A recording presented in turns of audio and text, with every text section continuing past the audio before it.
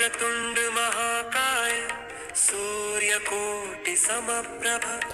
आदरणीय सज्जन वृन्दहरू हार्दिक नमस्कार व्यक्त गर्न चाहन्छु।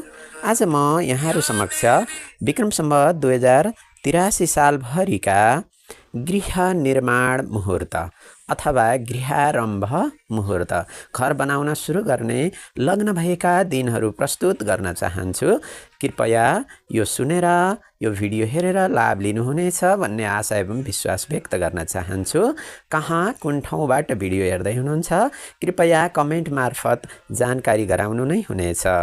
विक्रम सम्वत 2083 सालको वैशाख महिनामा 21 गते गृहारम्भको मुहुर्त रहेको छ भने 2083 सालको मङ्सिर महिनाको 5 गते, 9 गते र 10 गते गृहारम्भ अथवा घर बनाउन सुरु गर्ने लग्न रहेको छ।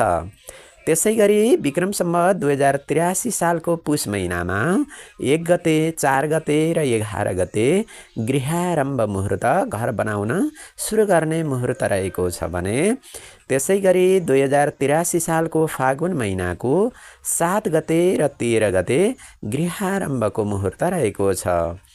प्रिय सज्जन वृन्दहरू, यी दिनहरूमा गृहारम्भ अथवा घर बनाउन सुरु गर्ने लग्न भएको भए तापनि कर्ताको जन्मराशि अनुसार, जो घर बनाउने कर्ता हुनुहुन्छ उहाँको जन्मराशि अनुसार सूर्य, चन्द्रमा र बृहस्पति बलियो भएको समय पार्नुपर्ने हुन्छ र त्यस कार्यको लागि यहाँले नजिकैको ज्योतिषी मार्फत यहाँले आफ्नो बलियो भएको समय कुन छ भनेर सोधेर परामर्श लिन सक्नुहुनेछ।